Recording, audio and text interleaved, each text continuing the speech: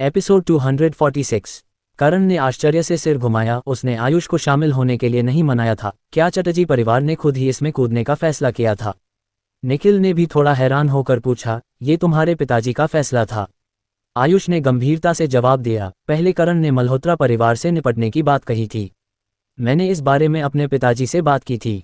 उन्होंने कहा कि अगर ये सिर्फ एक जोखिम भरा दांव है तो जोखिम बहुत ज्यादा होगा और चटर्जी परिवार हिस्सा नहीं लेगा। लेकिन अगर हम उन्हें निर्णायक रूप से हरा सकते हैं तो चटर्जी परिवार भी अपना योगदान देगा। थोड़ा रुककर आयुष ने करण से माफी मांगी, तुमने मेरे पिताजी की जान बचाई थी, लेकिन उनका फैसला पूरे परिवार के हित में होना चाहिए, इसलिए हम सिर्फ सजावट का काम कर सकते हैं, समय पर मदद नहीं दे सकते। करण ने हंसकर कहा, मैं समझता हूँ, सजावट करना भी बहुत अच्छा है। निखिल के चेहरे पर भी हल्की राहत की मुस्कान आई। पांडे परिवार, जायसवाल परिवार, चटर्जी परिवार और करण, चारों तरफ से मिलकर पूरा हमला करना कोई बड़ी बात नहीं होनी चाहिए। लेकिन मेरी बात का वजन नहीं है, ये मेरे पिताजी, जो परिवार के मुखिया हैं, को तय करना है। करण ने हंसकर कहा, जल्दी नहीं है, आज बस एक सुझाव था और खास इरादों पर अभी और चर्चा की जरूरत है। कविता ने अचानक बोल पड़ी, करण, तुम्हारा उर्मिला के साथ बहुत अच्छा रिश्ता है ना? क्यों न नापर सिस्टम न गौरल परिवार को शामिल करने की कोशिश नहीं की? करण ने मुस्कुराकर जवाब दिया, गौरल परिवार का मल्होत्रा परिवार से कोई झगड़ा नहीं है, शायद वे जोखिम लेना न चाहें। निखिल ने मुस्कुराते हुए कहा, कविता ठीक कह रही है, अगर गौरल परिवार शामिल हो जाए तो ये काम पक्का हो सकता है। करण ने कोई आपत्ति नहीं की, बस मुस्कुराकर बोला, मैं बाद में उनसे पूछूंगा। निखिल ने पूछा, अगर जायसवाल परिवार शामिल होने से मना कर दे और सिर्फ तुम्हारी पहली 2 शर्तें पूरी कर सके तो क्या तुम फिर भी उसकी बीमारी का इलाज करोगे? हाँ, करण ने साफ जवाब दिया। तीसरी शर्त वास्तव में एक सहयोग है। अगर तुम नहीं चाहते तो मान लो मैंने कुछ कहा ही नहीं। लेकिन मैं तुम्हें यकीन दिलाता हूँ, चाहे जायसवाल परिवार हो या चटर्जी परिवार, मल्होत्रा परिवार का खात्मा तय है। निखिल का चेहरा थोड़ा नर्म पड़ा, तुम्हारे सहयोग प्रस्ताव की तुलना में दूसरी शर्त से होने वाला नुकसान मामूली है। ठीक है, चाहे जायसवाल परिवार तुम्हारे साथ सहयोग करे या नहीं, मैं अभी पहली 2 शर्तें मान लेता हूँ। करण ने हल्के से मुस्कुराया, पक्का? निखिल ने अपना फोन निकाला और मुस्कुराते हुए बोला, मैं पहले मामले को निपटाने में तुम्हारी मदद करता हूँ, ये मेरी सच्चाई का सबूत है। इलाज का नतीजा जो भी हो, हम दोस्त तो रह सकते हैं। करण ने औपचारिकता नहीं दिखाई, आखिरकार उसने अपनी काबिलियत से ये एहसान कमाया था और दूसरा पक्ष बस समय से पहले मदद करके एहसान कर रहा था। ठीक है, निखिल ने सप्लायर्स का कॉन्टैक्ट मांगा और एक तरफ फोन करने चला गया। कुछ देर बाद निखिल थोड़े अजीब से चेहरे के साथ वापस आया। निखिल का चेहरा देखकर करण ने पूछा, कोई दिक्कत है? निखिल ने सिर हिलाया, दिक्कत तो नहीं, लेकिन मेरा फोन थोड़ा देर से हो गया। करण ने उत्सुकता से पूछा, क्या हुआ? निखिल ने जवाब दिया, मैंने तीनों सप्लायर्स को फोन किया और सबका जवाब एक जैसा था। सारा स्टॉक पहले ही किसी और ने खरीद लिया है और पेमेंट भी हो चुका है। यानी सामान अभी उनके कारखानों में है, लेकिन वो उनका नहीं रहा। करण ने भौहें सिकुड़ी, मल्होत्रा परिवार? निखिल का चेहरा सूक्ष्म था और उसकी आंखें गहरी, नहीं, गौरल परिवार। डील अगस्त्य ने की थी। अगस्त्य, उर्मिला का भाई? कविता ने आंखें चौड़ी करके करण को अजीब नजरों से देखा, जरूर उर्मिला का काम है। वो क्या चाहती है? करण ने सिर हिलाया, थोड़ा असमंजस में, मुझे नहीं पता। मैंने उससे इस बारे में कभी बात नहीं की। छोड़ो, जी रंग गौरल परिवार ने दवा खरीद ली है, मैं उर्मिला से बाद में पूछूंगा और तुम्हें अभी इसकी चिंता करने की जरूरत नहीं है। निखिल ने मुस्कुराया, ठीक है, अगर तुम्हें बाद में इस मामले में मेरी मदद चाहिए तो बता देना। ठीक है, दवा का गौरल परिवार के पास होना मल्होत्रा परिवार के पास होने से बेहतर था। करण ने अपने भावनाओं को शांत किया। खैर, मुख्य बात पर वापस आते हैं। आज मैं तुम्हें प्रलय सुई से इलाज दूंगा और साथ में एक शिष्य भी लूंगा। आयुष ने उत्सुकता से पूछा, उस दिन ऑपरेटिंग रूम में तुमने जो तकनीक इस्तेमाल की थी वो प्रलय सुई थी ना? करण ने सिर हिलाया, हाँ। आयुष ने अंगूठा दिखाया, हालांकि मुझे समझ नहीं आया, लेकिन मैं सचमुच हैरान था। अल्फेश को वापस बुलाया गया और कविता को छोड़कर बाकी लोग एक साफ सुथरे कमरे में गए। निखिल ने कोट और पैंट उतारी और बिस्तर पर लेट गया। करण ने अपनी चांदी की सुइयां निकाली, अल्फेश की तरफ देखा और हल्के से बोला, ध्यान से देखो। अल्फेश ने तंज कसते हुए कहा, मैं देख रहा हूँ। करण ने और कुछ नहीं कहा और निखिल के शरीर में सुइयां डालने लगा, प्रलय सुई तकनीक से सही एक्यूपॉइंट्स को उत्तेजित करते हुए। सिर्फ 3 सुइयां डालने के बाद अल्फेश का चेहरा पीला पड़ गया और उसकी आंखों में अविश्वास भर गया। वह धीरे से बड़बड़ाया, असंभव। बिल्कुल असंभव। जब करण 7वीं सुई पर पहुंचा, उसने अपनी ऊर्जा का इस्तेमाल करके सुई को निर्देशित किया और निखिल के शरीर में डाली गई 7 चांदी की सुइयां एक साथ कांपने लगीं। वे जैसे जीवित हो गई हों। 7 सितारे एक पंक्ति में, अल्फेश ने चिल्लाते हुए कहा। उसकी आंखें हैरानी से चौड़ी हो गईं।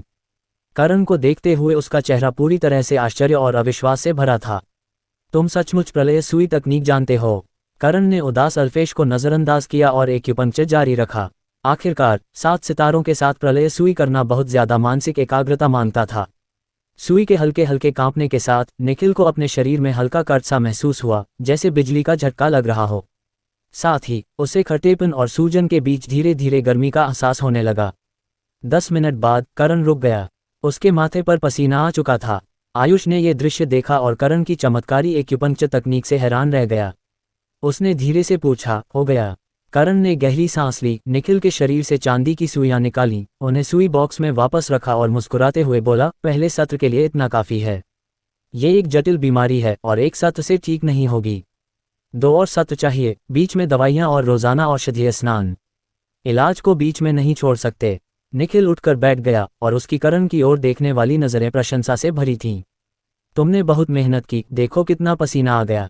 करण ने हंसकर कहा, कोई बात नहीं। करण ने सुइयां समेटी, फिर खोए हुए अल्फेश की तरफ मोड़ा। क्या मैं प्रलय सुई का इस्तेमाल कर रहा था?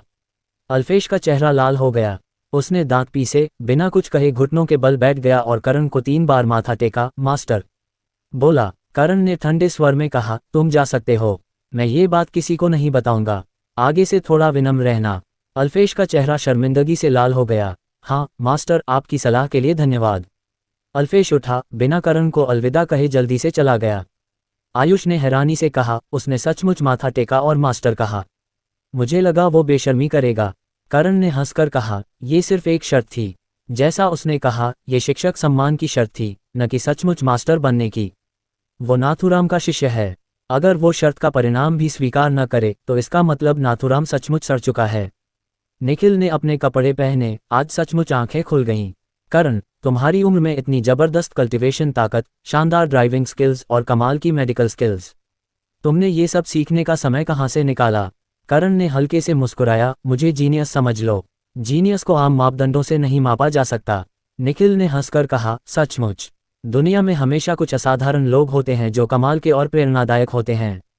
लिविंग रूम में वापस आने पर इंतजार कर रही कविता ने पूछा, भैया कैसा रहा? डॉक्टर, अल्फेश अभी गुस्से में चले गए। क्या हुआ? निखिल ने मुस्कुराते हुए कहा, करण ने प्रलय सुई का प्रदर्शन किया और अल्फेश ने शर्त पूरी की। करण को माथा टेका और मास्टर कहा। उसे शर्मिंदगी हुई, इसलिए वो चला गया। कविता की आंखें चमक उठीं। तो क्या इसका मतलब है कि तुम्हारी बीमारी ठीक हो सकती है? करण ने जवाब दिया, आधे महीने में ये लगभग 80% ठीक हो जाएगी। बाकी को धीरे धीरे ठीक होने में समय लगेगा, लेकिन 80% ठीक होने पर बच्चा पैदा करने के लिए ये काफ़ी है। कविता ने मुस्कुराकर कहा, ये तो बहुत अच्छा है। करण, तुमने इस बार बहुत मदद की। निखिल ने करण और आयुष को डिनर के लिए रुकने का न्योता दिया। करण मना नहीं कर सका तो रुक गया। उसी समय एक जानी पहचानी बेंटले छठे फार्मास्यूटिकल कारखाने के गेट पर फिर से दिखी। उर्मिला खिड़की से झुकी और सिक्योरिटी बूथ में ड्यूटी दे रहे लियाम को देखकर मुस्कुराए, हैंडसम करण यहाँ है। लियाम का चेहरा लाल हो गया, वो यहाँ नहीं है, उन्होंने आज दोपहर छुट्टी ले ली।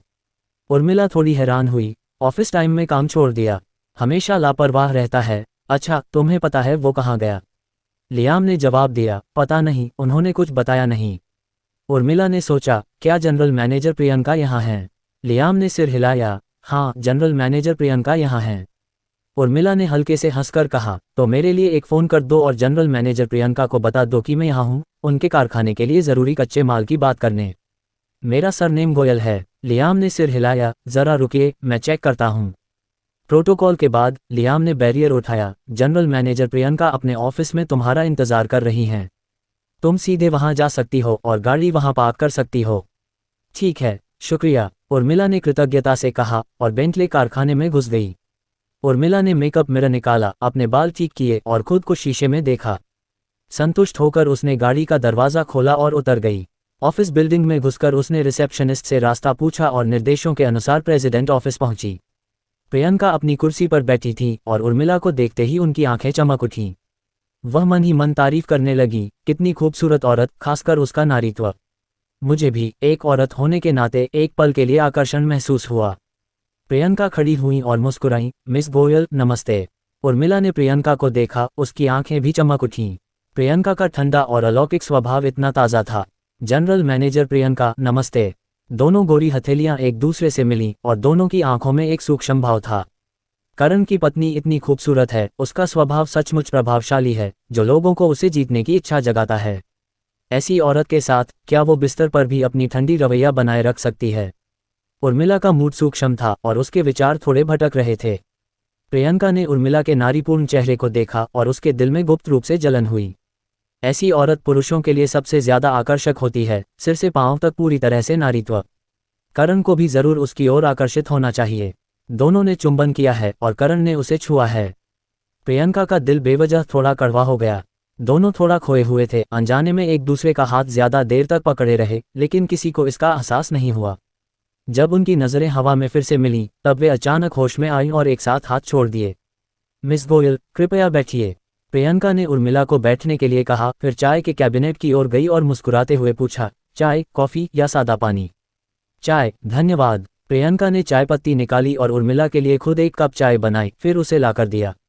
उर्मिला खड़ी हुई, दोनों हाथों से कप लिया और विनम्रता से बोली, धन्यवाद। वो थोड़ा ज्यादा औपचारिक था। प्रियंका ने सोचा, फिर अपनी कुर्सी पर वापस बैठ गई। मिस गोयल, तुमने पहले कहा था कि तुम कच्चे माल की सप्लाई के बारे में बात करने आए हो। उर्मिला ने सिर हिलाया, हाँ, मुझे तुम्हारी कंपनी की मुश्किल के बारे में पता है। प्रियंका हंसी, मिस गोयल, तुम शायद इस इंडस्ट्री में काम नहीं करती, तो तुमने इस मामले पर ध्यान कैसे दिया? क्या करण ने तुम्हें बताया? उर्मिला ने सिर हिलाया, नहीं, उसने मुझे कुछ नहीं बताया, मुझे बस संयोग से पता चला। करण नहीं। प्रियंका को पहले लगा था कि करण ने गोयल परिवार से मदद मांगी थी, लेकिन अब ऐसा नहीं लग रहा था। प्रियंका ने शांति से पूछा, तो मिस गोयल, तुम आज मुझसे क्या बात करने आए हो? उर्मिला ने मुस्कुराकर कहा, तुम्हारे तीनों सप्लायर्स का सारा सामान मैंने खरीद लिया है। प्रियंका की भौहें थोड़ी सिकुड़ गईं, उसका दिल बेवजह सिकुड़ गया। उर्मिला क्या चाहती है? क्या वो इन सामानों का इस्तेमाल करके उसे ब्लैकमेल करना चाहती है? करण के बारे में प्रियंका ने दृढ़ता से कहा, मिस गोयल, सीधे सीधे बात करो। उर्मिला ने मधुरता से मुस्कुराया, ठीक है, सीधे कहूं तो सारा सामान अब मेरे पास है। अगर तुम चाहो तो बस पैसे दो और सामान तुम तक तुरंत पहुंच जाएगा। प्रियंका ने हंसकर पूछा, कीमत क्या है? उर्मिला के होठों पर मुस्कान आई, मूल कीमत, जिस कीमत पर मैंने खरीदा उसी कीमत पर तुम खरीद सकती हो। प्रियंका हैरान रह गई, मूल कीमत? तो तुमने सामान खरीदा और मुझे उसी कीमत पर बेच दिया, बिना कोई मुनाफा लिए? तुम्हारा इरादा क्या है?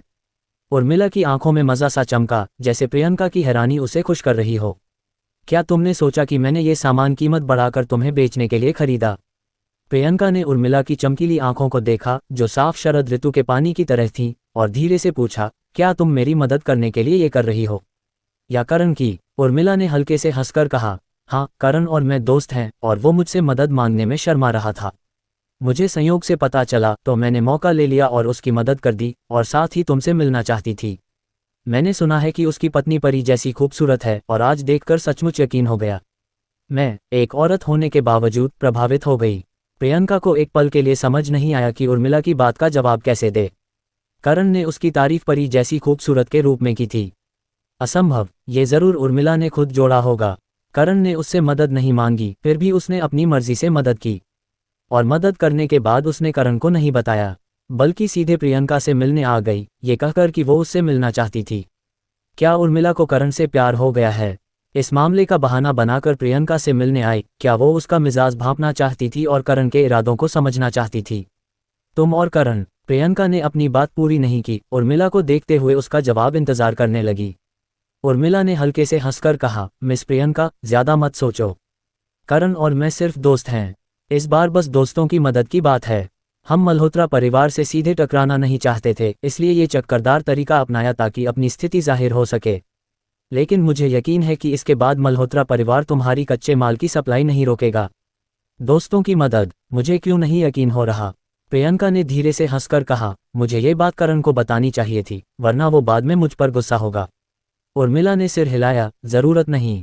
उसने मुझे इसलिए नहीं बताया क्योंकि वो मुझसे मदद नहीं मांगना चाहता था। कौन जाने, अगर उसका गुस्सा फट पड़े और वो कहे कि मेरी मदद से बेहतर है कि एक कच्चा माल न लिया जाए। मैं इस मामले में मदद कर रही हूँ और तुमसे व्यक्तिगत रूप से मिलने आई हूँ क्योंकि मैं तुमसे दोस्ती करना चाहती हूँ। तुमने मेरे पति को चूमा और छुआ और अब मुझसे दोस्ती करना चाहती हो।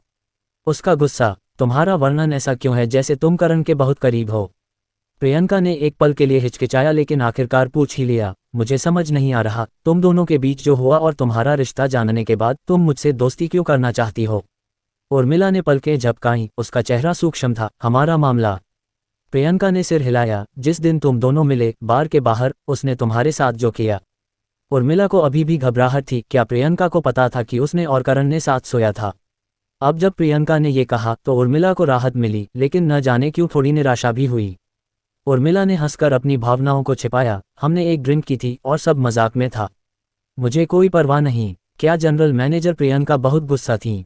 प्रियंका ने सिर हिलाया, गुस्सा नहीं, बस थोड़ा अजीब लगा। उर्मिला ने उत्सुकता से प्रियंका को देखा, जब तुम्हें पता है तो गुस्सा क्यों नहीं? सामान्य हालात में तुम्हें बहुत गुस्सा होना चाहिए ना? प्रियंका ने हल्के से मुस्कुराया, उसका चेहरा हमेशा की तरह शांत था। तुमने भी तो कहा कि ये सिर्फ मजाक था। मुझे स्वाभाविक रूप से बुरा नहीं लगेगा।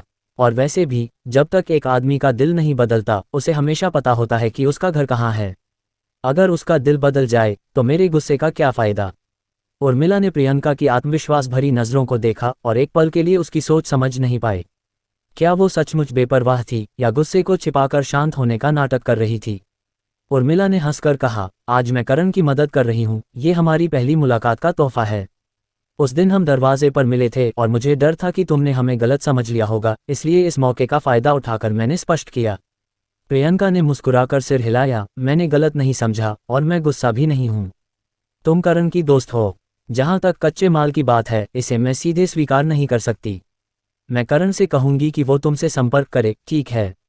उर्मिला ने मधुरता से मुस्कुराया, ये भी ठीक है, लेकिन मेरे पास इन सामानों का कोई काम नहीं है। मेरे और करण के बीच की छोटी सी बात की वजह से इन्हें नकार मत देना, वरना हम दोनों का नुकसान होगा। प्रियंका ने विनम्रता से जवाब दिया, मैं काम और निजी जिंदगी को अलग रख सकती हूँ। हालांकि तुम करण की मदद कर रही हो, कारखाना आखिरकार मेरे मैनेजमेंट में है, तो इसके लिए मुझे तुम्हें धन्यवाद देना होगा। उर्मिला मुस्कुराते हुए खड़ी हुई, ठीक है, तुम करण से बात करके मुझे फ़ोन करना। मुझे अब चलना होगा। प्रियंका भी खड़ी हुई और न्योता दिया, थोड़ी देर और रुको, मैं करण को फ़ोन करती हूँ, हम आज रात साथ में डिनर कर सकते हैं। उर्मिला ने मुस्कुराकर मना किया, आज शाम को मेरी एक अपॉइंटमेंट है तो डिनर नहीं कर पाऊंगी। शायद अगली बार, मौके तो बहुत मिलेंगे। प्रियंका ने जोर नहीं दिया, वो मुस्कुराई, ठीक है, मैं तुम्हें बाहर तक छोड़ देती हूँ। प्रियंका ने उर्मिला को दरवाजे तक छोड़ा और लिफ्ट तक पहुँचाया। लिफ्ट का दरवाज़ा बंद होते देख वो अपने ऑफिस लौट आए। कुर्सी पर बैठकर प्रियंका उर्मिला के अचानक आने के बारे में सोचने लगी और थोड़ा खो गई।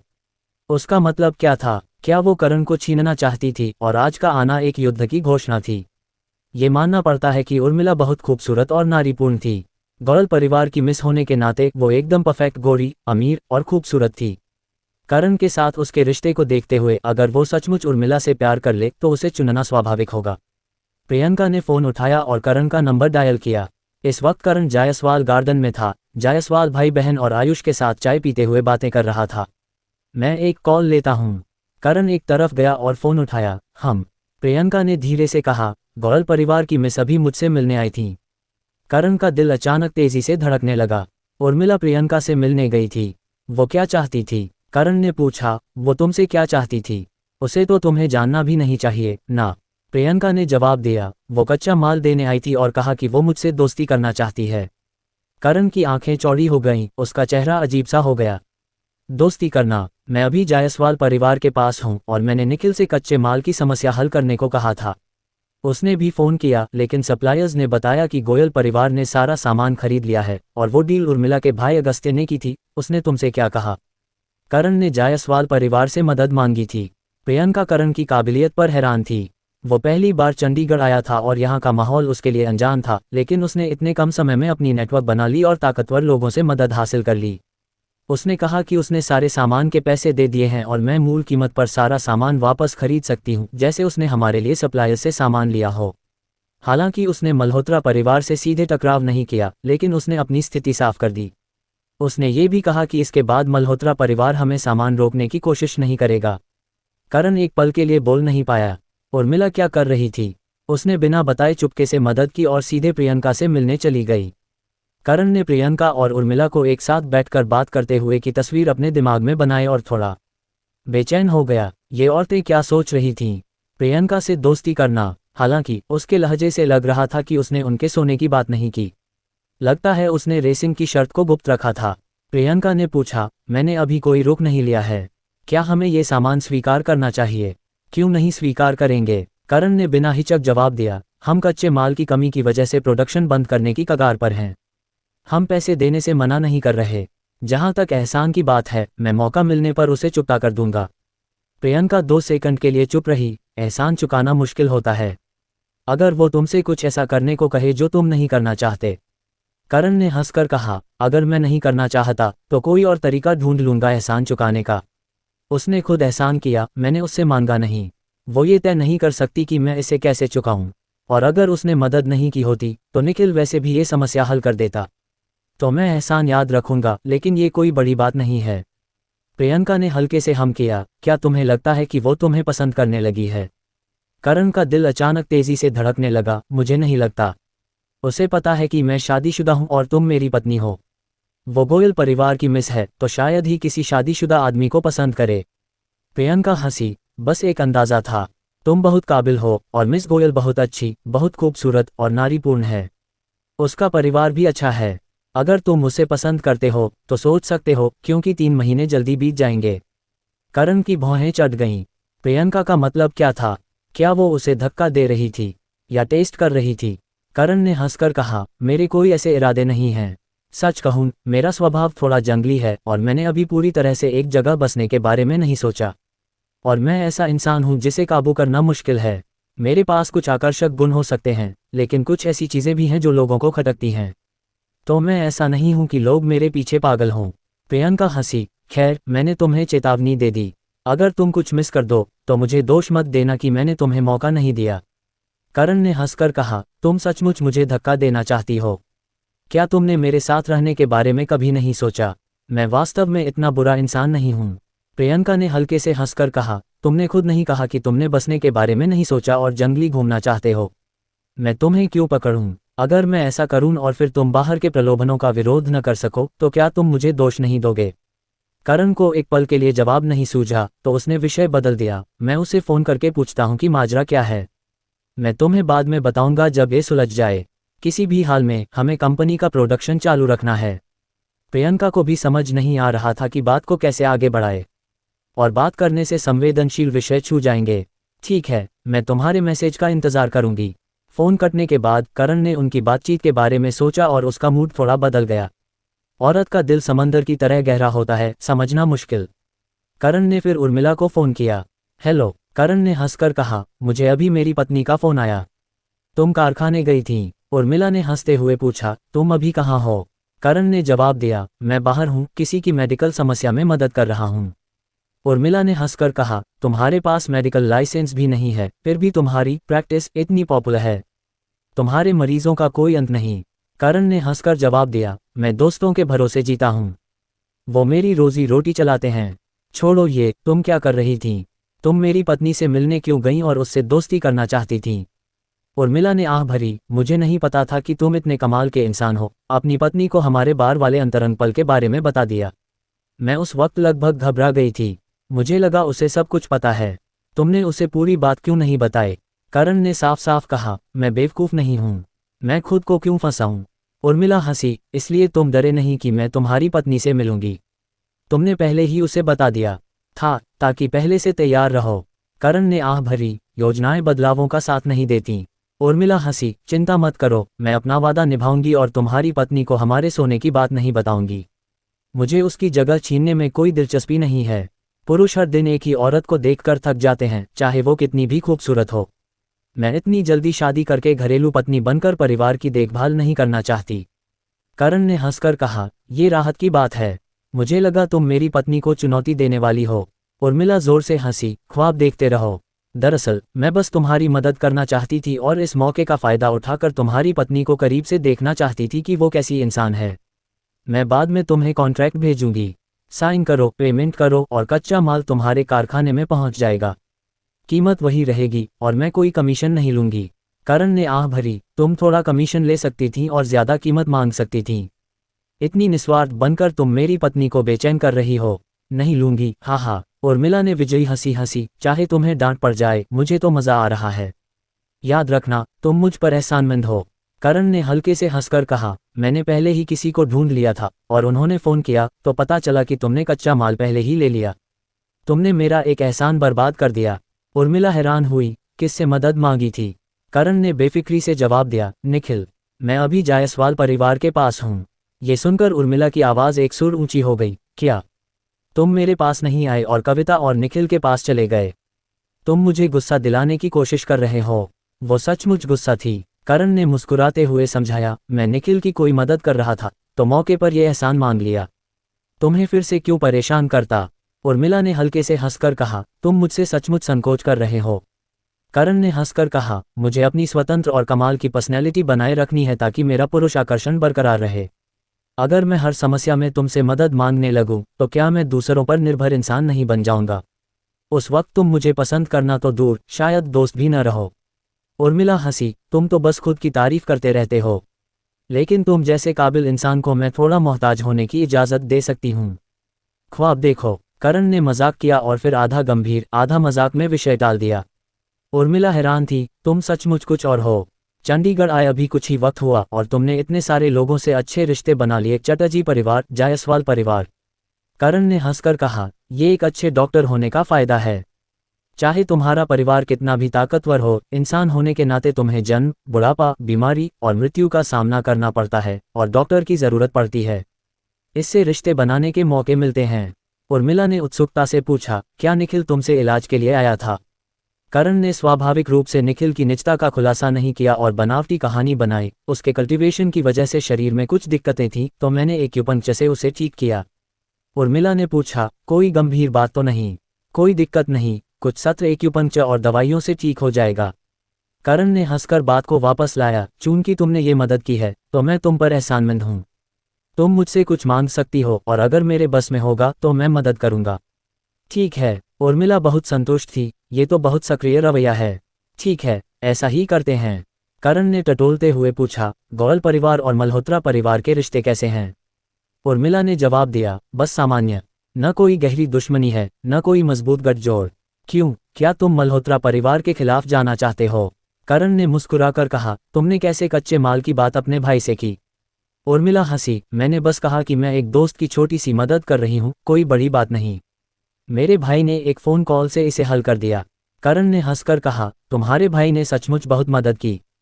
क्यों न तुम अपने भाई के साथ कभी डिनर का इंतज़ाम करो? मैं उसे धन्यवाद देना चाहता हूँ। उर्मिला ने नाक भान सिकोड़ी, वो तुम्हें जानता भी नहीं और उसने मेरे कहने पर मदद की। तुम्हें उसकी क्या परवाह? अगर डिनर कराना है तो मुझे कराओ। करण ने हल्के से मजाक किया, तुम्हें तो मैं कभी भी डिनर करा सकता हूँ। मैं अपने दोस्तों का दायरा बढ़ाना चाहता हूँ ताकि मुसीबत में मदद मांग सकूँ। उर्मिला बहुत चतुर थी और तुरंत समझ गई कि करण अपने भाई को डिनर के लिए क्यों जोर दे रहा था। क्या तुम्हें मेरे भाई से कुछ चाहिए?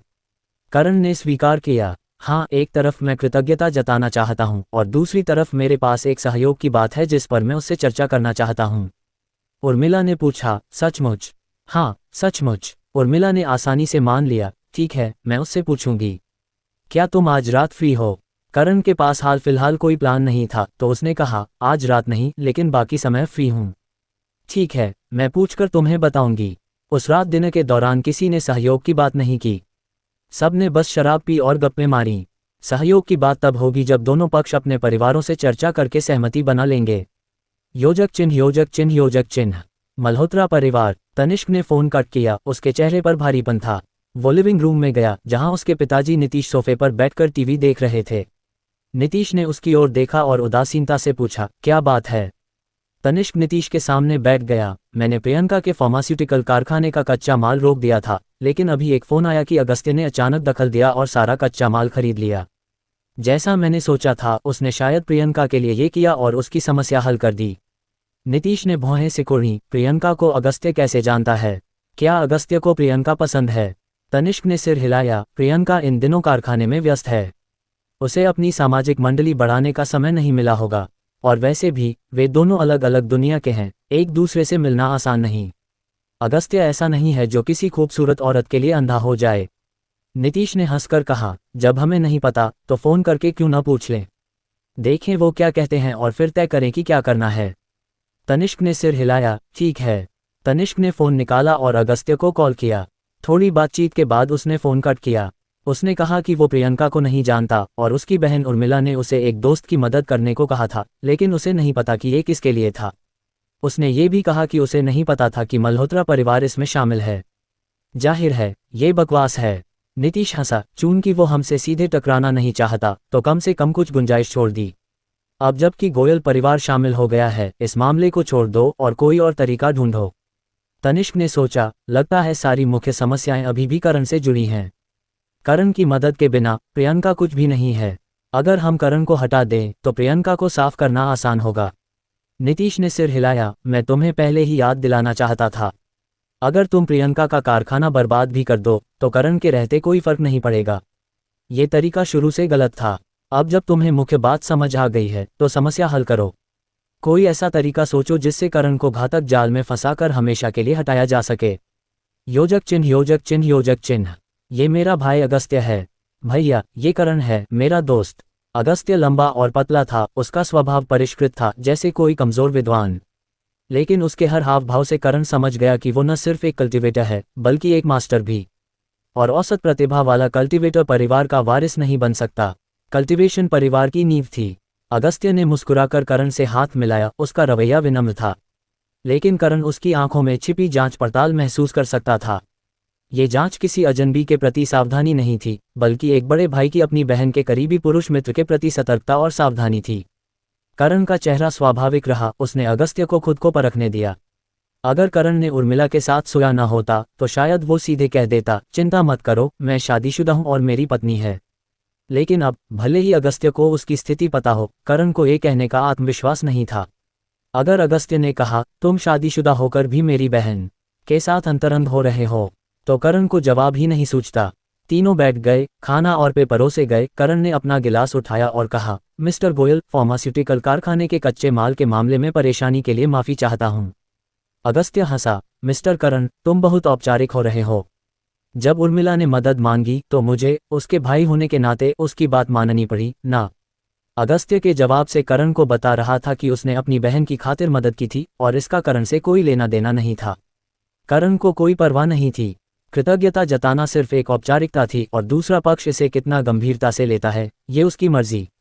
थोड़ी गपशप और खाने के बाद अगस्त्य ने मुख्य बात शुरू की। उर्मिला ने बताया कि तुम मुझसे कुछ बात करना चाहते हो। करण ने सिर हिलाया, उससे पहले मैं गोयल परिवार के मल्होत्रा परिवार के प्रति रवैये के बारे में पूछना चाहता हूँ। हालांकि करण ने उर्मिला से ये सवाल पहले पूछा था, लेकिन उर्मिला आखिरकार एक औरत थी और परिवार के मामलों में शामिल नहीं थी। परिवार के वारिस होने के नाते अगस्त्य को स्थिति की ज्यादा व्यापक और सटीक समझ होगी, साथ ही सतह के नीचे की चीजों की गहरी जानकारी भी। अगस्त्य ने करण को गौर से देखा, तुम मल्होत्रा परिवार से निपटना चाहते हो। उर्मिला की बातों से अगस्त्य जानता था कि करण एक मास्टर कल्टीवेटर, रेसर और शायद बेहतरीन मेडिकल स्किल्स वाला इंसान था। मल्होत्रा परिवार के निशाने पर आने के बाद उनके खिलाफ जवाबी कार्रवाई करना स्वाभाविक था। करण ने बस मुस्कुराया और जवाब नहीं दिया, बल्कि अगस्त्य की ओर देखता रहा, उसके जवाब का इंतजार करने लगा। 2 सेकंड की खामोशी के बाद अगस्त्य हंसा, मुझे पता है कि तुम और उर्मिला बहुत अच्छे दोस्त हो, लेकिन हमारे गोयल परिवार का मल्होत्रा परिवार से कोई झगड़ा नहीं है।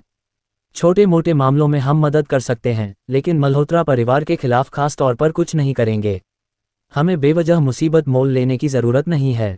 करण हंसा, अगर ये पक्का हो कि मल्होत्रा परिवार का खात्मा हो जाएगा, तब भी गोयल परिवार कोई कदम नहीं उठाएगा, है ना?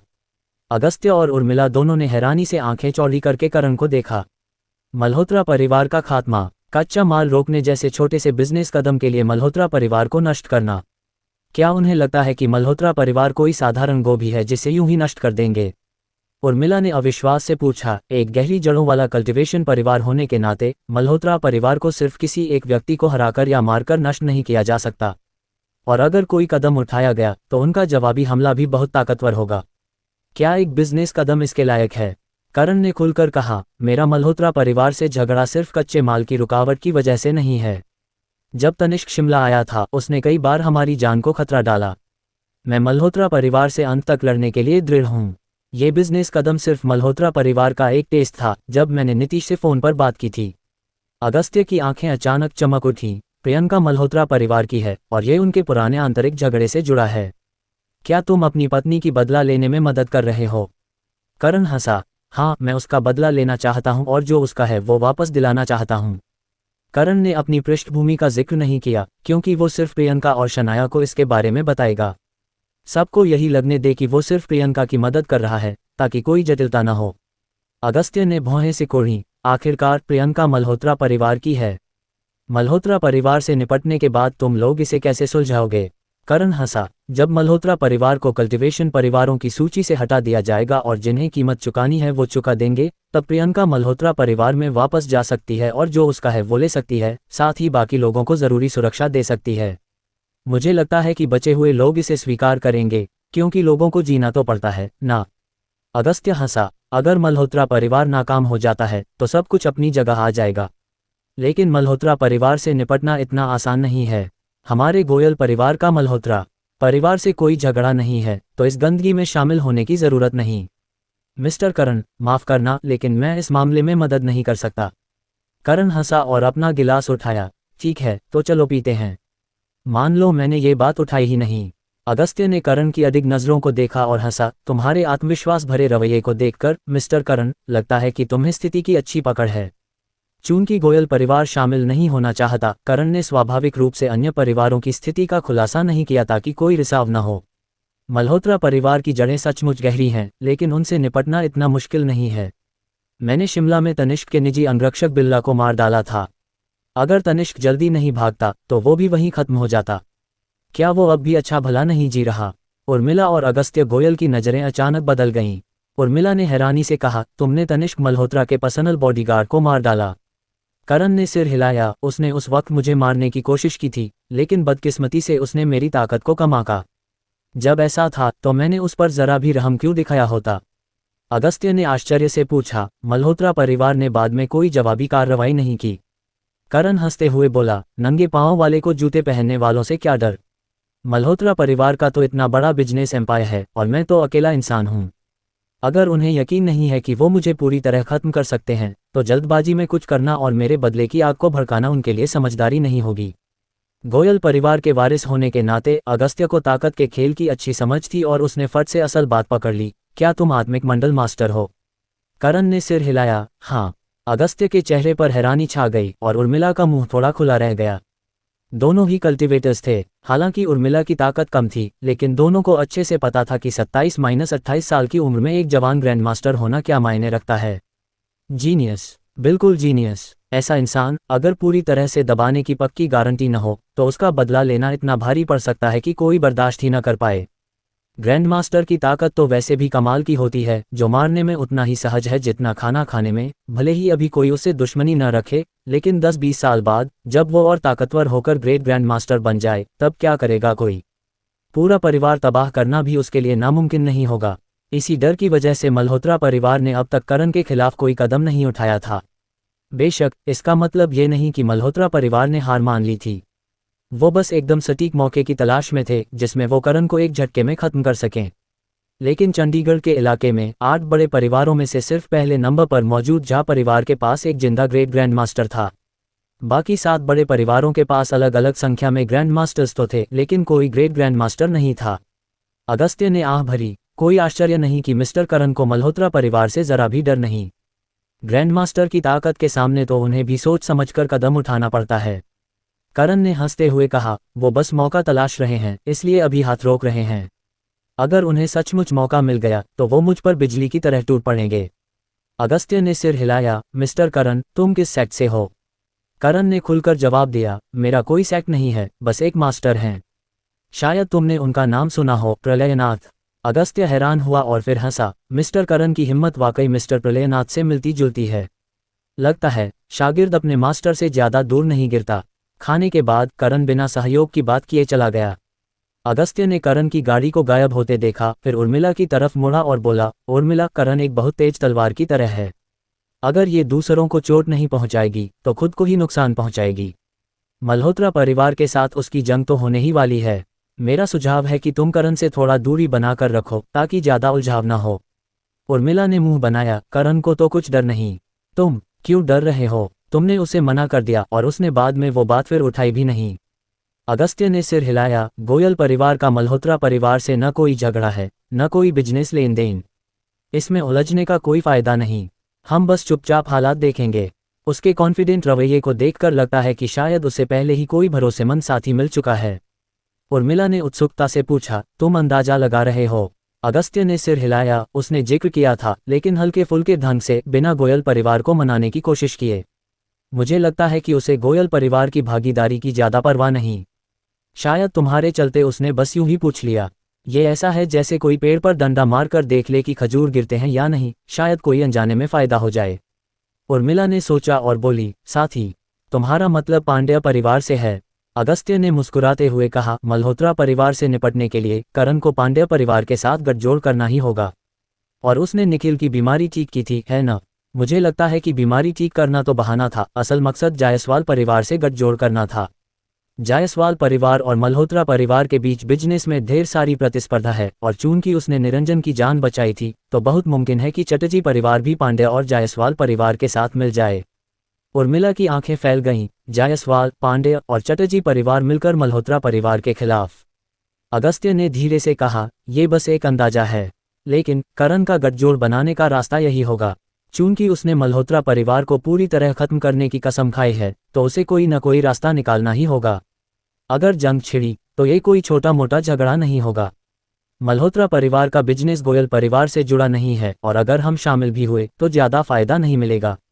इसका कोई मतलब नहीं। उर्मिला की आंखें चमक रही थीं। करण कमाल का है, इतने कम वक्त में उसने 8 बड़े परिवारों में से लगभग आधे से गठजोड़ कर लिया, है ना? अगस्त्य ने मुस्कुराते हुए कहा, इतना जवान ग्रैंड मास्टर जिसका भविष्य अनलिमिटेड है, और वो एक शानदार डॉक्टर भी है।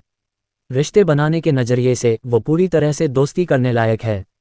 और चूंकि वो गठजोड़ बना पा रहा है, तो उसके पास जरूर कोई ताकतवर सहयोगी ताकत होगी। वो सिर्फ अपनी ताकत पर निर्भर नहीं है।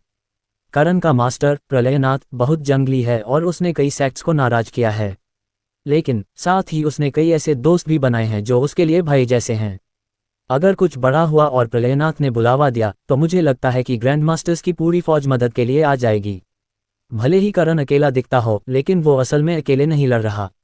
उर्मिला ने मुस्कुराते हुए कहा, ये एक ताकतवर बैकिंग का फायदा है ना? योजक चिन्ह, योजक चिन्ह, योजक चिन्ह। जायसवाल और चटर्जी परिवार को बातचीत करनी थी। गोयल परिवार ने शामिल होने से मना कर दिया, लेकिन फार्मास्यूटिकल फैक्ट्री की परेशानी सुझाने में मदद की, तो करण कुछ वक्त के लिए फ्री हो गया। सिक्योरिटी गार्ड की नौकरी वाकई में आरामदायक थी। या तो सेंट्री बॉक्स में बैठो या फैक्ट्री के आसपास गश्त करो, बाकी वक्त दोस्तों के साथ गप्पे मारने और मजे करने में बीतता था। शनिवार को करण ने छुट्टी ली। प्रतिभा ने प्रियंका को शिमला वापस ड्राइव करके ले गई। आखिर वो कंपनी की प्रेसिडेंट थी, और कुछ ग्रुप का काम उसे खुद संभालना था। करण ने शनाया के साथ वक्त बिताने का प्लान बनाया। वो आमतौर पर ट्रेनिंग में बिजी रहती थी और सिर्फ शाम को या वीकेंड्स पर ही फ्री होती थी। यहाँ करण जैसे ही गाड़ी से उतरा, उसने शनाया को सड़क किनारे हाथ हिलाते देखा। उसके चेहरे पर खुशी की चमक थी। शनाया ने आज सिंपल कपड़े पहने थे, low cut white T shirt, denim shorts और high heel sandal. Outfit simple लेकिन स्टाइलिश था, खासकर उसकी नेकलाइन जो इतनी डीप थी कि नजरें वहां अटक जाएं। शनाया ने करण का हाथ पकड़ा और मुस्कुराई, कई दिन बाद मिले हैं, मुझे मिस किया? करण हंसते हुए बोला, मैं तो सिक्योरिटी गार्ड्स के साथ गप्पे मारने और चाय पीने में बिजी था, सोचने का टाइम ही नहीं मिला। शनाया ने करण के हाथ पर हल्का सा थप्पड़ मारा और हंसी, तुम एक छोटा सा झूठ भी नहीं बोल सकते जिससे मेरा दिल खुश हो। करण ने हंसते हुए कहा, जो मैंने अभी कहा वो झूठ था। सच तो यह है कि छुट्टी मिलते ही मैं फटाफट तुमसे मिलने चला आया, है ना? शनाया हंसी, ये कितना बनावटी है। अगर सचमुच मुझे मिस किया होता तो तुम शाम को भी मुझसे मिलने आ सकते थे। करण ने शनाया की छाती की तरफ देखते हुए मुस्कुराया, रात में टेम्पटेशन कुछ ज्यादा ही होता है। डर था कि मेरा विल पावर इसका मुकाबला न कर पाए, इसलिए आने की हिम्मत नहीं हुई। शनाया ने करण की नज़र पकड़ ली और थोड़ा शर्माई, लेकिन साथ ही थोड़ा गर्व भी महसूस किया। ये तुम्हारी अपनी कायरता है, मैं तो मना नहीं करती। करण ने मुश्किल सांस लेने का नाटक किया, इसीलिए तो टेम्पटेशन इतना बड़ा है। शनाया हंस पड़ी और उसका मूड और अच्छा हो गया। आखिर कौन सी औरत को ये अच्छा नहीं लगेगा कि जिस मर्द को वो पसंद करती है वो उसकी तारीफ करता है।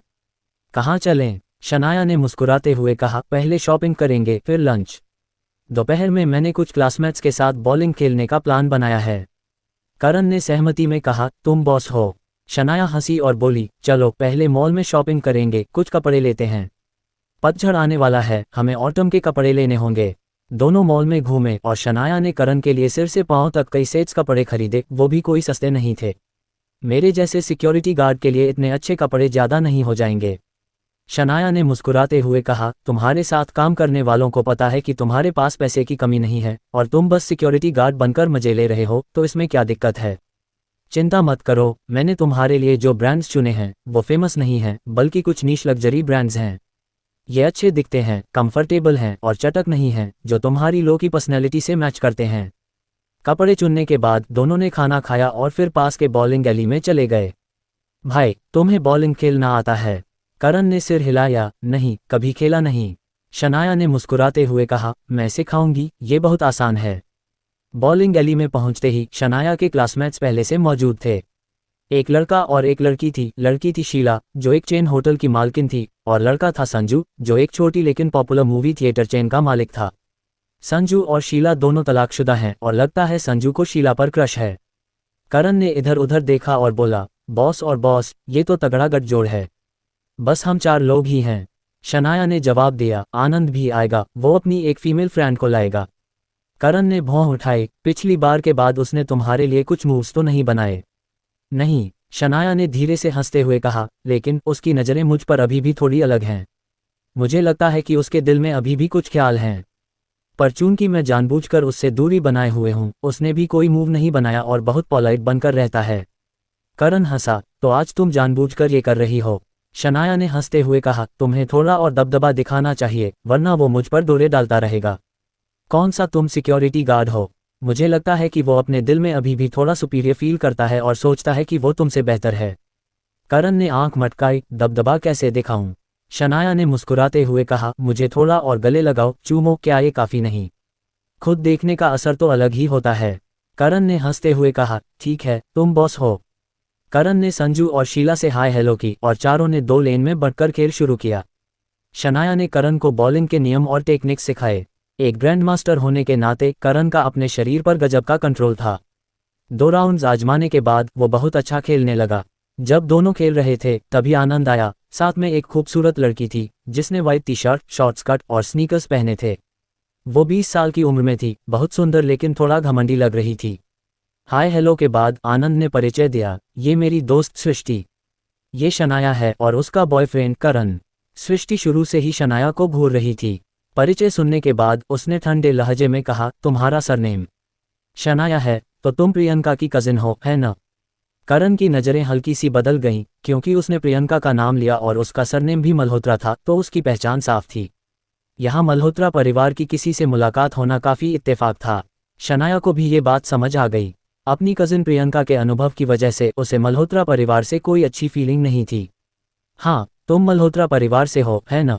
सृष्टि ने घमंड से मुस्कुराते हुए कहा, हाँ, अगर खून के रिश्ते से देखें तो प्रियंका को मुझे दीदी कहना चाहिए, लेकिन उसने मल्होत्रा परिवार छोड़ दिया है और अब उसका हमसे कोई लेना देना नहीं, तो कोई बात नहीं। इसलिए तुम्हारा तो हमारे मल्होत्रा परिवार से और भी कम वास्ता है। शनाया गुस्से में हंस पड़ी, कौन तुमसे रिश्ता जोड़ना चाहता है? खुद को इतना शीशा मत समझो। दोनों लड़कियों को मिलते ही तकरार होती देख आनंद हैरान रह गया और फटाफट बीच बचाव करने लगा। सब एक दूसरे को जानते हैं, चलो साथ में खेलते हैं। सृष्टि का आनंद के प्रति रवैया अच्छा था और वो हंसी, हाँ चलो गेम के साथ मस्ती करते हैं। लेकिन दिक्कत ये थी कि 3 ग्रुप्स के लिए सिर्फ 2 बॉलिंग लेन बुक थीं। आखिर साथ में खेलने में ज़्यादा मज़ा आता है। शनाया ने बॉलिंग बॉल हाथ में पकड़ा और शांत लहजे में कहा, हम तो बीच में खेल रहे थे, मिस प्रियंका, तुम एक और लेन क्यों नहीं बुक कर लेती? एक और लेन बुक करना कोई बड़ी बात नहीं थी, लेकिन उनके बगल की लेन पहले से बुक थी। अगर एक और लेन बुक की तो वो थोड़ा दूर होगी, यानी सब अलग अलग खेलेंगे। आनंद ने सृष्टि को कनखियों से देखा और हंसा, मैं जाकर बुक करता हूँ। सृष्टि ने शनाया की तरफ देखा और अचानक मुस्कुराई, क्या तुम लोग साथ में खेलने नहीं आए? अलग अलग खेलना अच्छा नहीं, क्यों ना हम सब एक साथ खेलें? आनंद ने शनाया की तरफ देखा, उसे लगा कि सृष्टि और शनाया में कुछ अनबन है। हालांकि उसे वजह नहीं पता थी, लेकिन उसे अचानक एक आइडिया आया। अगर सृष्टि और शनाया में झगड़ा हुआ तो करण तो शनाया का साथ देगा, लेकिन इसका मतलब ये हुआ कि प्रियंका और करण दुश्मन बन जाएंगे, है न? भले ही करण अच्छा खेलता हो, लेकिन क्या ये मल्होत्रा परिवार के खिलाफ काम आएगा? मल्होत्रा परिवार चंडीगढ़ का एक अमीर और कल्टीवेटर परिवार है। करण की स्किल्स का क्या फ़ायदा, जैसे कोई मास्टर के सामने अपनी कला दिखाए। शनाया ने नरमी से मना किया, हम अभी बहुत अच्छे नहीं हैं, बस सीख रहे हैं। सृष्टि ने तंज कसते हुए कहा, क्या हारने से डर लग रहा है? हार का बोझ नहीं उठा सकते। शनाया तुरंत भड़क गई। उसे पता था कि मल्होत्रा परिवार से पंगा लेना ठीक नहीं, लेकिन उनके इस आक्रामक रवैये ने उसे गुस्सा दिला दिया। कौन हारने से डरता है? आ जाओ। सृष्टि हंसी। तुम दो हो, हम दो हैं, चलो एक ग्रुप में खेलते हैं। करण की गेम में गजब की समझ को देखते हुए भले ही वो नया था, लेकिन वो किसी से कम नहीं था। शनाया ने कॉन्फिडेंस से कहा, चलो खेलते हैं। सृष्टि हंसी। क्यों न थोड़ा दांव लगाएं? इससे गेम में और मजा आएगा। शनाया ने कमजोरी नहीं दिखाई। क्या दांव लगाना चाहती हो?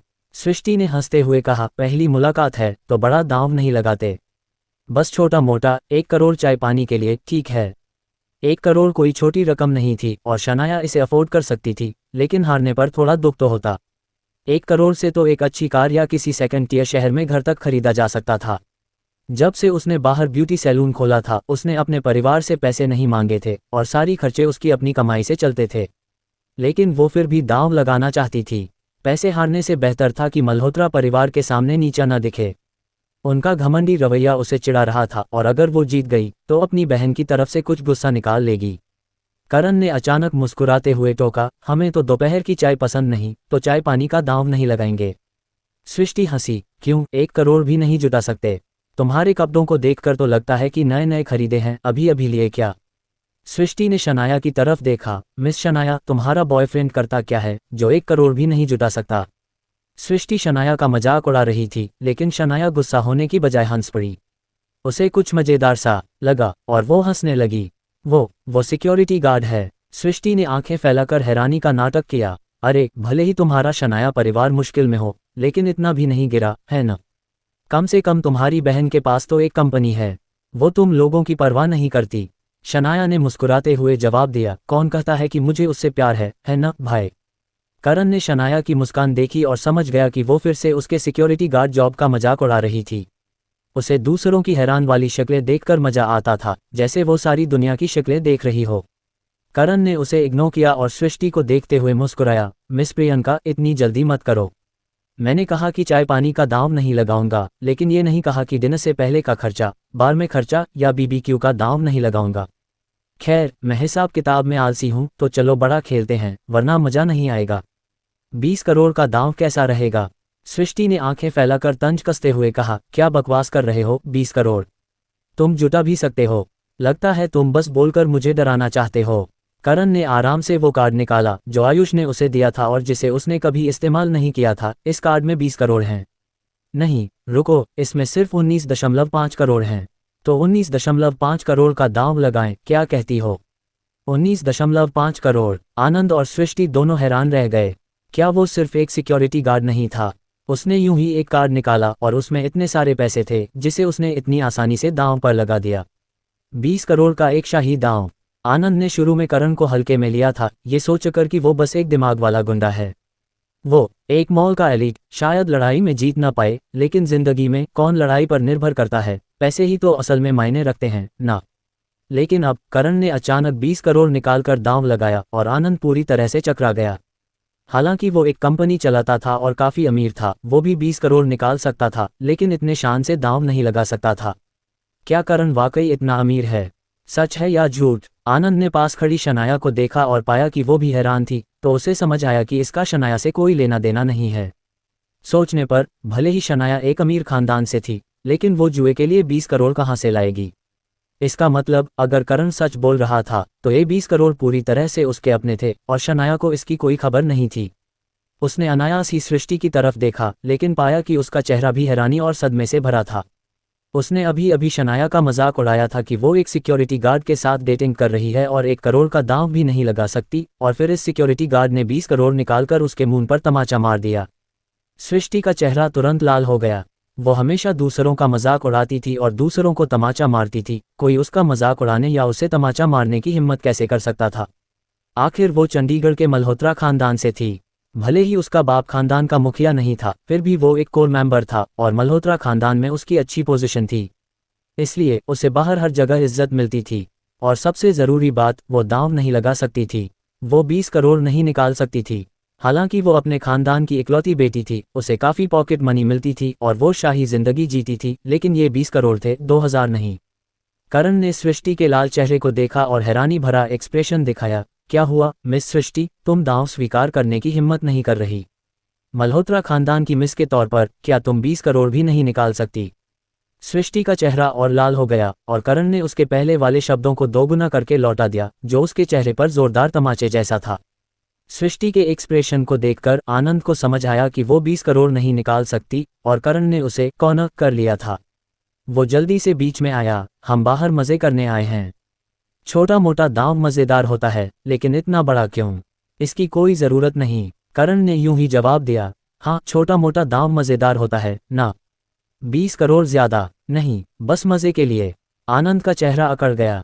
20 करोड़ छोटा मोटा दांव है, बस मजे के लिए। उसे समझ नहीं आया कि जवाब क्या दे। वो सीधे नहीं कह सकता था कि वो दांव नहीं लगा सकता, वरना अगर करण ने जवाब दिया कि तुम 20 करोड़ का दांव भी नहीं लगा सकते और दूसरों को गरीब कहते हो, तो क्या उसका चेहरा तमाचों से सूज नहीं जाएगा?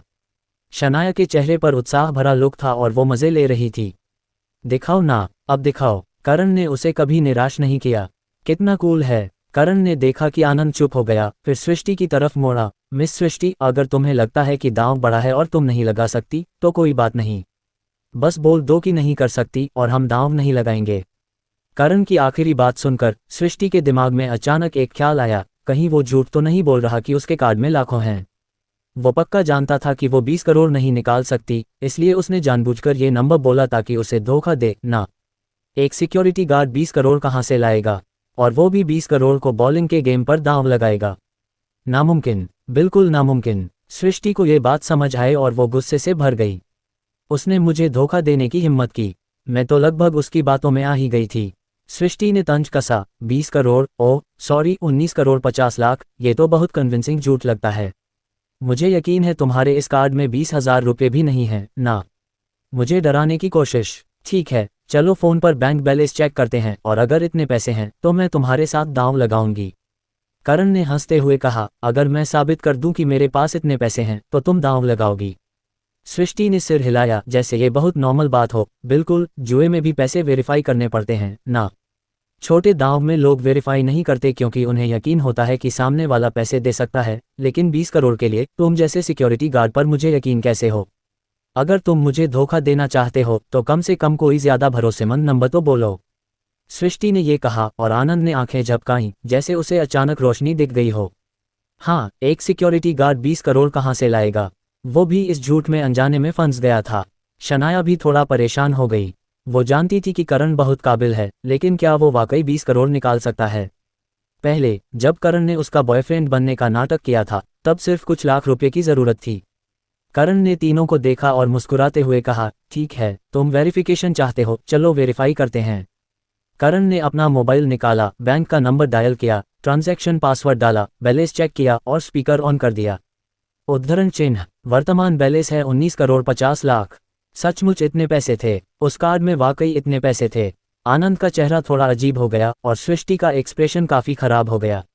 वो अब पहले जितनी घमंडी नहीं थी और उसे लग रहा था कि उसकी इज्जत जा रही है। करण ने मुस्कुराते हुए फोन काटा और कहा, फंड वेरिफिकेशन हो गया। अब क्या हम आगे बढ़ सकते हैं? ओह, वैसे मिस सृष्टि, क्या तुम भी अपने फंड्स वेरीफाई करना चाहोगी? सृष्टि ने तंज कसा, कौन अपने साथ लाखों रुपए लेकर घूमता है? करण ने हैरानी भरे लहजे में पूछा, क्या प्रॉब्लम है? ये तो बस एक बैंक कार्ड की बात है। क्या तुम्हारे इतने सारे पैसे हैं कि तुम्हें 7-8 अलग अलग बैंकों में बांटना पड़ता है? सृष्टि ने दांत पीसे, उसे लगा कि करण फिर से उसके मुंह पर तमाचा मार रहा है। ठीक है, तुम इतना बड़ा दांव लगाना चाहते हो तो मैं तुम्हारे साथ दांव लगाऊंगी। करण ने मुस्कुराते हुए कहा, ग्रेट, लेकिन पैसे कहाँ हैं? सृष्टि ने गुस्से में कहा, क्या मल्होत्रा खानदान को 20 करोड़ की भी परवाह होगी? वैसे भी मैं अभी हारी नहीं हूँ। करण ने सृष्टि पर कोई रहम नहीं दिखाया। मल्होत्रा खानदान को शायद 20 करोड़ की परवाह न हो, लेकिन वो पैसे मल्होत्रा खानदान के हैं, सिर्फ मिस सृष्टि के नहीं। क्या मिस सृष्टि के नाम पर ग्रुप कंपनी में कोई शेयर है, कोई फिक्स्ड असेट्स हैं या कोई बड़ा बैंक डिपॉजिट है? सृष्टि का चेहरा तुरंत खून की तरह लाल हो गया। करण के शब्द उसके लिए चाकू की तरह थे, बार बार चुभ रहे थे। कितना अपमानजनक था। आनंद ये सब और नहीं देख सका और बोल पड़ा, मिस्टर करण, तुम्हें शायद मल्होत्रा खानदान की चंडीगढ़ में पोजीशन का अंदाजा नहीं है। 20 करोड़ उनके लिए बस एक बूंद है। करण हंसा, ठीक है, तुम सब ऐसा कहते हो तो मैं इस बार तुम पर भरोसा करता हूँ। फंड्स वेरीफाई करने की जरूरत नहीं। तो दांव कैसे लगाएंगे? सृष्टि ने हंकारा, मैं और भाई आनंद तुम दोनों के खिलाफ दांव लगाएंगे, एक राउंड में विनय होगा, 20 करोड़ का दांव। करण ने तुरंत कहा, ठीक है। शनाया अचानक नर्वस हो गई। उसकी टेक्निक टॉप नॉच थी, लेकिन करण ने तो बस अभी अभी उससे सीखा था ना। हालांकि वो काफी अच्छा खेल रहा था, फिर भी वो टॉप नॉच प्लेयर से बहुत दूर था। सृष्टि और आनंद ने 20 करोड़ का दांव स्वीकार किया, इसका मतलब था कि उन्हें अपनी ताकत पर बहुत भरोसा था। वो दोनों को कैसे हरा सकते थे? शनाया ने हाथ बढ़ाकर धीरे से करण की शर्ट का किनारा खींचा, उसकी आंखों में मदद मांगने वाला लुक था। करण ने उसकी तरफ देखा और तुरंत मुस्कुराते हुए कहा, कोई बात नहीं। तुमने मुझे अभी अभी सिखाया था और मैं अच्छा खेल रहा था ना। कोई प्रॉब्लम नहीं, तुम बस नॉर्मली खेलो, बाकी मुझ पर छोड़ दो। शनाया अवाक रह गई, बाकी तुम पर छोड़ दूं? मुझे तुम्हारी चिंता है। तुम सचमुच एक बिगिनर के तौर पर 20 करोड़ दांव पर लगाने के लिए सीरियस हो? क्या ये पैसे फेंकने जैसा नहीं है? करण ने शनाया को गले लगाया और हल्के से मुस्कुराते हुए कहा, चलो। पास खड़े आनंद और सृष्टि ने दोनों की बातचीत सुनी और उनकी आंखें चमक उठीं। शनाया ने करण को खेलना सिखाया, तो करण इतना अच्छा नहीं है? फिर क्या उनकी जीत पक्की नहीं है? दोनों ने एक दूसरे को देखा और एक दूसरे की आंखों में हैरानी और कॉन्फिडेंस देखा। शनाया और सृष्टि ने नियम कंफर्म किए और दोनों ग्रुप्स ने मैच शुरू किया। सृष्टि और आनंद ने पहले खेला। दोनों वाकई मास्टर थे और दोनों ने 2 मौकों में सारी पिन्स गिरा दी। दोनों ने हाई फाइव किया और फिर करण और शनाया को उकसाने वाली नज़रों से देखा। भले ही वो टॉप प्रोफेशनल प्लेयर्स जितने अच्छे नहीं थे, लेकिन एमेच्योर प्लेयर्स में वो टॉप नॉच थे। शनाया को अचानक प्रेशर महसूस हुआ और वो थोड़ा नर्वस हो गई। करण ने शनाया के कंधे पर थपकी दी और उसके कान में फुसफुसाया, नर्वस मत हो, बस नॉर्मली खेलो। अगर हम हार गए तो मैं पैसे देने से मना कर दूंगा, डर मत। करण की बातों से शनाया हंस पड़ी। पैसे देने से मना कर दोगे? तुम सीरियस हो? उसने करण को आंखें दिखाईं, गेंद उठाई, लेन पर गई और गेंद फेंकी। उसका थ्रो थोड़ा गड़बड़ था, जिससे बाईं तरफ 2 पिन्स रह गईं। शनाया ने गहरी सांस ली, दूसरी गेंद उठाई, लेन पर गई और गेंद फेंकी। बॉलिंग बॉल ने बाकी बची 2 पिन्स को सटीकता से हिट किया और उन्हें गिरा दिया। शनाया ने राहत की सांस ली, करण के लिए जगह बनाई, उसकी आंखों में चिंता थी। उसने उनके जैसा ही स्कोर किया था, हर एक ने स्पेयर लिया। लेकिन करण का क्या करण 2 थ्रो में सारी पिन्स गिरा सकता था? करण ने मुस्कुराते हुए कहा, कमाल। शनाया ने होंठ सिकोड़े, तुम्हारी बारी। करण बॉलिंग रैक की तरफ गया और बिना ये सोचे कि गेंद कितने पाउंड की है, उसने सबसे भारी गेंद उठाई। आनंद हंसा, भारी बॉलिंग बॉल में जाहिर है ज्यादा ताकत होती है, लेकिन इसे कंट्रोल करना भी ज्यादा मुश्किल होता है। करण ने मुस्कुराते हुए कहा, टेक्निक की बात करें तो मैं तुम लोगों से जाहिर है नहीं जीत सकता, लेकिन एक कहावत है, बड़ी ताकत से चमत्कार होता है। सुना है? सृष्टि ने तंज कसा, बॉलिंग टेक्निक पर निर्भर करती है, ताकत पर नहीं। अगर ताकत से जीत सकते तो वो बॉलिंग क्यों खेलता, वेटलिफ्टिंग क्यों नहीं? करण बस मुस्कुराया, बिना कुछ और कहे लेन पर गया और बिना किसी फिनिश के बॉलिंग बॉल फेंक दी। गेंद छूटी और लेन पर गिरी, हैरान करने वाली रफ्तार से आगे बढ़ी। वो रोल नहीं हुई, वो भागी। बॉलिंग बॉल लगभग बिना किसी रोटेशन के आम इंसान के थ्रो से कम 2 गुनी रफ्तार से आगे बढ़ी, लेन पर बिल्कुल सीधी लाइन खींचती हुई और फिर सेंटर पिन को हिट किया। बैंग! एक तेज और धमाकेदार आवाज अचानक गूंजी। पिन्स को जैसे तोप का गोला लगा हो, वो तुरंत चारों तरफ उड़ गईं। जबरदस्त ताकत रिलीज हुई और एक पल में सारी 10 पिन साफ उड़ गईं। स्ट्राइक! वाह! आनंद अनायास चिल्लाया, जैसे बिजली का झटका लगा हो। सृष्टि भी हैरान रह गई, उसका चेहरा अविश्वास से भरा था। करण का थ्रो बिल्कुल भी खूबसूरत नहीं था और वो पूरी तरह से आउटसाइडर लग रहा था। उसकी बॉलिंग टेक्निक को शून्य कहा जा सकता था। एकमात्र अच्छी बात थी उसकी ताकत और सटीकता, लेकिन यही एक फायदा इतना जबरदस्त रिजल्ट दे गया। पावर बॉल, सारी स्ट्राइक! भाई तुम तो कमाल हो। शनाया ने उत्साह से करण को गले लगाया, उसका चेहरा प्रशंसा से भरा था। अब वो पहले की तरह चिंतित नहीं थी। उसका भाई वाकई हर चीज में बेस्ट था। भले ही उसने ऐसे तरीके से किया जिसे तुम समझ नहीं सकते, लेकिन जो रिजल्ट वो हासिल करता था वो हमेशा बेस्ट होता था।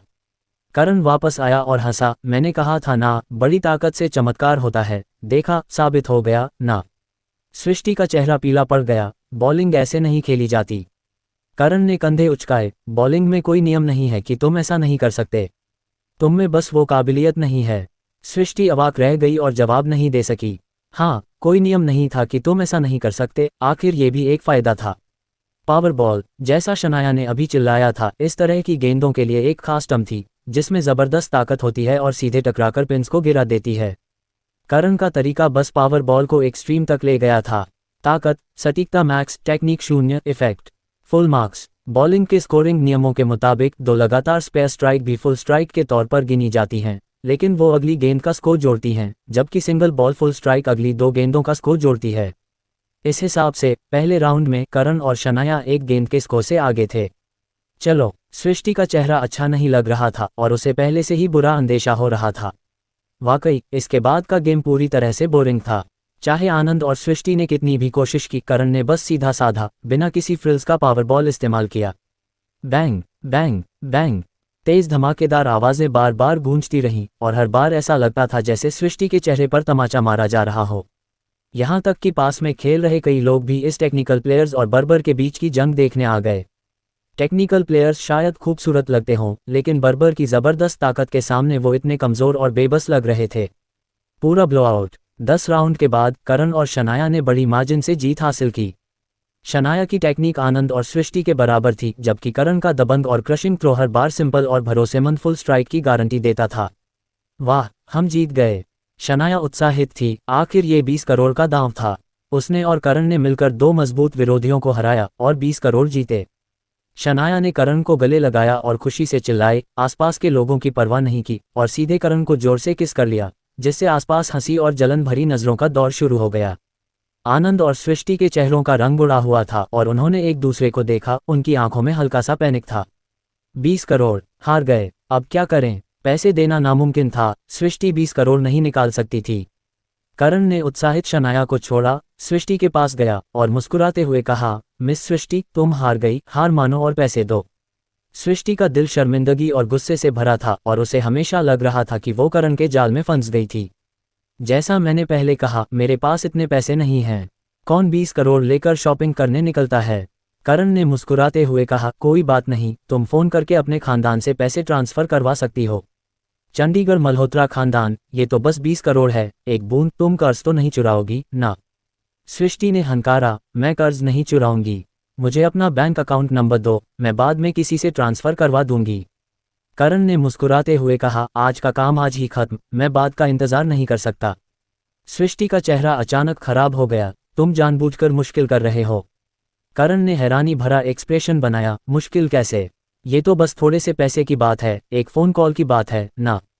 चंडीगढ़ मल्होत्रा खानदान, वो तो मशहूर अमीर खानदान है, तुम्हें 20 करोड़ के लिए घर जाकर बर्तन भांडे तो नहीं बेचने पड़ेंगे ना। वैसे भी तुम, मिस सृष्टि और मैं बस एक सिक्योरिटी गार्ड, तुम घर जाओ, परवाह न करो, छुट्टियां मनाने चली जाओ, गायब हो जाओ और बाकी लोग जिम्मेदारी से मुकर जाएं, कहें कि उन्हें कुछ पता नहीं। मैं फिर किससे पैसे मांगूं? सबके सामने सृष्टि गुस्सा करना चाहती थी, लेकिन अपनी इज्जत जाने के डर से रुक गई। आखिर अगर उसने मल्होत्रा खानदान से होने का दावा किया तो सिर्फ उसकी इज्जत ही नहीं, बल्कि मल्होत्रा खानदान की इज्जत भी दांव पर थी। सृष्टि ने करण को घूरते हुए देखा, उसकी आंखों से आग निकल रही थी। Security guard? क्या तुम वाकई सिक्योरिटी गार्ड हो?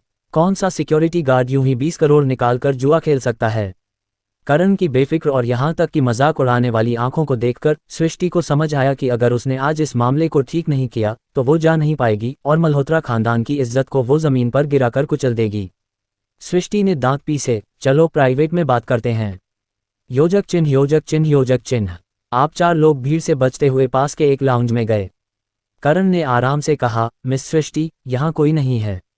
अगर कुछ ऐसा है जो दूसरों के सामने कहना मुश्किल है तो अब बोल सकती हो। सृष्टि ने ठंडी नजरों से करण को घूरा, तुमने मुझे फंसाया। करण ने हंसते हुए कहा, तुमने ही जिद की थी कि हमारे साथ खेलो और दांव की बात तुमने खुद उठाई थी। मैंने बस दांव का अमाउंट बदला और तुमने अपनी मर्जी से दांव स्वीकार किया। भले ही मैंने तुम्हें फंसाया हो, मैंने खुलेआम और ईमानदारी से किया। मैंने तुम्हें दांव स्वीकार करने के लिए मजबूर नहीं किया, तो क्या तुम सचमुच मुझे दोष दे सकती हो? सृष्टि ने ठंडा सा हंकारा, मेरे पास 20 करोड़ नहीं है, लेकिन मैं तुम्हें 2 करोड़ दूंगी और हम बराबर हो जाएंगे। मुझे अपना कार्ड नंबर भेजो, मैं अभी पैसे ट्रांसफर करवाती हूँ। करण ने हल्के से मुस्कुराते हुए धीरे धीरे कहा, मिस सृष्टि, मुझे लगता है तुम्हें साफ याद है कि हमने 20 करोड़ का दांव लगाया था। ओह नहीं, 19 करोड़ 50 लाख, 2 करोड़ नहीं। मैं दांव से न ज्यादा लूंगा न कम। सृष्टि ने तंज कसा, तुम सचमुच पैसे के लिए जान दे रहे हो ना? चूंकि तुम जानते हो कि मैं मल्होत्रा खानदान से हूं, क्या तुम्हें डर नहीं कि तुम पैसे कमाओगे लेकिन खर्च करने का मौका नहीं मिलेगा? करण हंसा, तुम बस पैसे देने की चिंता करो, मुझे खर्च करने का मौका मिलेगा या नहीं वो मेरा मसला है। शायद पैसे मिलने के बाद मैं बस भाग जाऊं। चाहे तुम्हारा मल्होत्रा खानदान कितना भी अमीर और ताकतवर हो, उन्हें पहले मुझे ढूंढना तो पड़ेगा। सृष्टि ने आंखें झपकाईं और ठंडे से हंसी। तो तुम 19 करोड़ 50 लाख पर अड़े हो ना? करण ने सिर हिलाया। हाँ, मैंने ये ईमानदारी से जीता है, तो मुझे क्यों नहीं लेना चाहिए? सृष्टि ने सिर हिलाया और तुरंत कहा, ठीक है, तुम इंतजार करो, मैं एक फ़ोन कॉल करती हूँ। करण ने हंसी, ओके, तुम पहले कॉल करो। शनाया, चलो हम खेलना जारी रखते हैं। करण ने आनंद और सृष्टि की परवाह नहीं की और सीधे शनाया को वापस बाहर ले गया बॉलिंग खेलने। शनाया ने पीछे मुड़कर सृष्टि को देखा, जो दूर फोन कर रही थी, और धीरे से बोली, तुम क्या करने की कोशिश कर रहे हो? मुझे नहीं लगता कि वो पैसे तैयार करने के लिए कॉल कर रही है। करण हंसा, बिल्कुल नहीं, वो किसी को बुला रही है, लेकिन पैसे तैयार करने के लिए नहीं। वो 20 करोड़ नहीं निकाल सकती और मल्होत्रा खानदान की इज्जत भी नहीं खो सकती, तो वो किसी को बुलाकर मुझे चुप करवाने की कोशिश करेगी। शनाया ने भौहें चढ़ाईं, इतना बड़ा हंगामा करने की जरूरत है? करण ने एक बॉलिंग बॉल उठाए और शुद्ध टेक्निक से फेंकी, ताकत से नहीं, गेंद पहले सीधे गई और फिर रास्ते से भटक गई, मुश्किल से बगल की 3 पिंस गिराईं। ऐसे खेलना ज्यादा चैलेंजिंग है, ताकत से तो बहुत बोरिंग हो जाता है। करण ने हंसते हुए शनाया के सवाल का जवाब दिया, मेरे और मल्होत्रा खानदान के बीच पहले से ही कोई वापसी का रास्ता नहीं है। जाहिर है, मुझे मिस सृष्टि की इज्जत की परवाह करने की जरूरत नहीं। आज मुझे मौका मिला तो मैंने मल्होत्रा खानदान को छेड़ने का मौका लिया। वो हाल में बहुत चुप थे, मुझे हमेशा लगता है कि वो मेरे खिलाफ कोई बड़ा प्लान बना रहे हैं। शनाया ने होंठ काटे, उसकी आंखों में चिंता थी। खतरा तो नहीं होगा? करण हंसा, खतरा तो है। अगर तुम दूसरों को मारना चाहते हो तो खुद को जोखिम में डाले बिना नहीं कर सकते। लेकिन चिंता मत करो, मुझे पता है मैं क्या कर रहा हूँ। मुझे लगता है अगले 1-2 महीने में रिजल्ट सामने आ जाएगा। क्यों ना तुम कहीं घूमने चली जाओ और जब सब शांत हो जाए तब वापस आना। शनाया ने सिर हिलाया, नहीं, मेरी दीदी अभी भी यहीं है, मैं क्यों भागूं? वैसे भी मैंने पहले कहा था, अगर वो मुझे टारगेट करते हैं, चाहे वो कुछ भी कहें, मेरी परवाह मत करना, पहले मल्होत्रा खानदान के कुछ जरूरी लोगों को पकड़ो। मुझे नहीं लगता कि वो मुझ पर कुछ करने की हिम्मत करेंगे। करण मुस्कुराए बिना नहीं रह सका, तुम्हें अच्छे से समझ है। बड़े खानदानों के फायदे तो हैं, लेकिन बड़ा खानदान होने का मतलब ज्यादा बंधन भी हैं। मैंने नीतीश से फोन पर बात की थी, तुम्हारा खानदान इसमें नहीं फंसेगा, क्योंकि वो नतीजों को बर्दाश्त नहीं कर सकता, जैसा तुमने कहा। शनाया हंसी, तो सब सेट है ना? मैं यहीं रुकूंगी और तुम्हें मल्होत्रा खानदान को तोड़ते हुए देखूंगी। करण ने हंसी, ठीक है, पहले खेलते हैं और उनके आने का इंतजार करते हैं। लगभग आधे घंटे बाद एक मिडिल एज्ड आदमी जिम्नेजियम में दाखिल हुआ। वो सृष्टि से मिला और उन्होंने थोड़ी देर बात की, फिर आनंद उसके पास गया।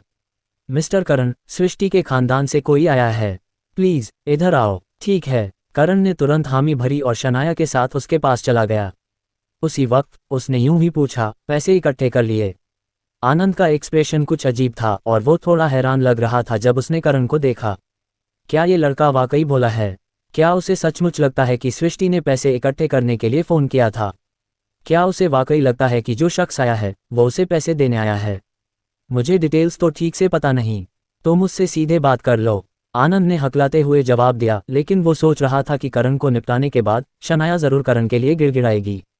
उस वक्त उसे क्या करना चाहिए? उसके लिए गिड़गिड़ाने का नाटक करना या उसका मजाक उड़ाकर बदला लेना? शनाया के करण को गले लगाकर किस करने के सीन को याद करके आनंद का दिल जलन से भर गया। हालांकि उसे पता था कि शनाया उसे पसंद नहीं करती और उसने उसे रिजेक्ट कर दिया था और वो दोनों की मर्जी से साथ थे, उसका इससे कोई लेना देना नहीं था। फिर भी वो बहुत गुस्से में था, जैसे उसकी अपनी चीज़ कोई और छीन ले गया हो। करण, तुम लड़ने में अच्छे हो ना, देखता हूँ तुम इस मुसीबत से कैसे निकलते हो। पैसे देने वाला आ गया। करण सृष्टि के पास गया, पूरी तरह से बेखबर लग रहा था और यूं ही बोला, इतनी छोटी सी बात जो एक सिंपल बैंक ट्रांसफर से सेटल हो सकती थी, इसके लिए किसी को इतनी दूर बुलाने की जरूरत थी?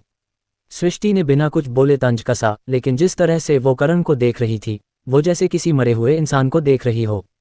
मैं कनील हूँ। मिस्टर मल्होत्रा को मिस सृष्टि का फोन आया और उन्होंने मुझे इस मामले को डील करने के लिए भेजा, कनील ने कहा। करण ने कनील को घूरा, तुम्हारा सरनेम मल्होत्रा नहीं है, तुम मल्होत्रा खानदान से नहीं हो। कनील ने जवाब दिया, मैं मिस्टर मल्होत्रा का ड्राइवर और बॉडीगार्ड हूँ। करण ने और पूछा, कौन से मिस्टर मल्होत्रा? कनील ने शांति से जवाब दिया, मिस्टर हरमेंद्र। कभी सुना नहीं, जानता नहीं। करण ने यूं ही जवाब दिया और हंसते हुए कहा, तो तुम इस मामले को कैसे हैंडल करने वाले हो? कनील ने मुस्कुराते हुए कहा, बाहर चलकर बात करते हैं। करण ने सिर हिलाया, ठीक है, चाहे कहीं भी बात करो, मैंने कहा ना, आज के पैसे में एक पैसा कम नहीं लेने वाला। कनील की नज़रें कुछ अजीब थीं, चेहरे पर मुस्कान वैसी ही थी, सब कुछ ठीक हो जाएगा। शनाया ने करण की बेफिक्र हरकतों को देखा और जल्दी से सिर झुका लिया, लेकिन उसके होठों के किनारे हल्के से मुड़े। वो हंसी को रोक नहीं पा रही थी। करण फिर से नाटक कर रहा था, बेवकूफ़ बनकर बाघ को चकमा दे रहा था। जाहिर था कि कनील की नीयत खराब थी और वो पैसे नहीं देना चाहता था। वो करण को फिजिकल फोर्स से डील करने की प्लानिंग कर रहा था, लेकिन करण डर नहीं रहा था और उसके जाल में खेल रहा था। शनाया को अब आगे क्या होने वाला था, उसका इंतजार होने लगा। उसने पाया कि करण के साथ जिंदगी में हमेशा एक्साइटिंग इवेंट्स होते रहते हैं। जिम्नेजियम से साइड डोर के जरिए निकलने के बाद ग्रुप बिल्डिंग के पीछे फायर एस्केप पर गया। कनील ने चारों तरफ देखा और रुक गया, संतुष्ट था। वो करण के साथ यही मामले को सेटल करना चाहता था। कनील ने करण की तरफ मुड़ा। यहाँ आने से पहले मिस्टर मल्होत्रा ने 2 संभावित सॉल्यूशंस बताए थे। सुनना चाहोगे? करण ने हंसते हुए कहा, बोलो, लेकिन लगता है तुम पैसे देना नहीं चाहते। कनील ने करण को तंज भरी नज़रों से घूरा। क्या ये लड़का बेवकूफ़ है? इस पॉइंट पर क्या उसे अभी भी पैसे की उम्मीद है? कनील ने ठंडे लहजे में कहा, पहला सॉल्यूशन ये है कि मिस सृष्टि तुम्हें 2 लाख देगी ताकि मामला शांति से सेटल हो जाए। तुम 20 करोड़ की बात भूल सकते हो और 2 लाख खुशी खुशी खर्च कर सकते हो। कोई तुम्हें परेशान नहीं करेगा। 2 लाख? करण ने तंज कसा। अभी अभी मिस सृष्टि ने 2 करोड़ ऑफर किए थे और मैंने वो भी नहीं माना। अब तुमने ऑफर को 10 गुना कम कर दिया। तुम लोग तो बिल्कुल बेरहम हो। कनील ने आंखें सिकुड़ी। दूसरा सॉल्यूशन ये है कि मैं तुम्हें आज की सारी बातें भूलने में मदद करूं। बेशक, हो सकता है तुम पहले की सारी बातें भी भूल जाओ क्योंकि मैं अपनी ताकत को बहुत अच्छे से कंट्रोल नहीं कर सकता। करण हंसा। तो आइडिया यह है कि मुझे बेवकूफ़ बना दो। यही मल्होत्रा खानदान का तरीका है। जब तुम हार जाओ, हार मानना नहीं चाहते और फोर्स से प्रॉब्लम सॉल्व करना चाहते हो, तो अगर मैं नहीं मानता तो तुम मुझे पीटकर सबमिशन में लाओगे और अगर मैं फिर भी नहीं मानता तो मुझे मार डालोगे। सृष्टि ने तंज कसा। मैंने तुम्हें पहले चेतावनी दी थी, सावधान रहो, कहीं पैसे कमाओ और खर्च करने का मौका न मिले। लेकिन तुम बहुत लालची और हद से बाहर हो। तुमने 2 करोड़ का ऑफर नहीं माना, तो अब या तो 2 लाख लो या बेवकूफ़ बन जाओ। तुम चुनो। करण हंसा। मैं तीसरा ऑप्शन चुनता हूँ, 19 करोड़ 50 लाख। मैं एक पैसा ज़्यादा या कम नहीं लूँगा। कनील ने करण के मुस्कुराते चेहरे को देखा, उसकी आंखें ठंडी हो गईं। करण बिना किसी डर के अपनी बात पर अड़ा हुआ था। इसका मतलब था कि या तो करण को पैसों से ज़्यादा जान की परवाह थी या उसके पास कुछ भरोसा था। मेरे दोस्त, अगर तुम्हारे पास कुछ कनेक्शंस हैं तो हम खुलकर बिना कुछ छुपाए बात कर सकते हैं, वरना अगर तुम सचमुच चोटिल हो गए तो बाद में कुछ कहने का मौका नहीं मिलेगा, कनील ने कहा। सृष्टि ने बेसब्री से कहा, वो बस एक सिक्योरिटी गार्ड है, उसके पास कौन से कनेक्शंस हो सकते हैं? शायद उसने किसी के साथ प्रैक्टिस की होगी, घमंडी हो गया और इसलिए इतना अकड़ रहा है। अंकल कनील, पहले इसे पीटो और इस लड़की ने पहले मेरा अपमान किया था। मैं इसे थप्पड़ मारकर इसका चेहरा सुअर जैसा कर दूंगी ताकि मेरा गुस्सा निकले। करण की आंखें ठंडी हो गईं। तुम मेरी गर्लफ्रेंड को मारना चाहती हो? सृष्टि ने घमंड से कहा, तुम्हें मारना तुम्हें सबक सिखाने के लिए है, ताकि तुम्हें पता चले कि बहुत लालची नहीं होना चाहिए और ये जानना चाहिए कि तुम किससे पंगा ले रहे हो। इसे मारना इसलिए है ताकि इसे पता चले कि कुछ लोग ऐसे हैं जिनसे पंगा नहीं लेना चाहिए। बाहर निकलते वक्त चश्मा पहनना याद रखना। कनील करण की तरफ बढ़ा। चूंकि तुम पैसे के लिए जान देना चाहते हो तो मुझे माफ करना। कनील ने करण को पकड़ने के लिए हाथ बढ़ाया, जिसके जवाब में करण ने बिजली की तरह तेजी से काउंटर ग्रैब किया। कनील की पुतलियां अचानक सिकुड़ गईं और उसने जल्दी से अपनी चाल बदली, लेकिन वो फिर भी करण की पकड़ से बच नहीं सका। करण ने उसकी कलाई पकड़ी और उसे साइड में खींचा, जिससे कनील का बैलेंस बिगड़ गया और वो एक तरफ झुक गया। करण आगे बढ़ा और एक सिंपल और ब्रूटल आयरन माउंटेन लीन किया, जो तुरंत कनील के शरीर से टकराया। कनील को लगा जैसे उसे ट्रेन ने टक्कर मार दी हो। उसका शरीर साइड में उड़ गया और दीवार से टकराकर वापस भारी पड़ गया। हवा में रहते हुए ही उसके मुंह से खून का एक घूंट निकल गया।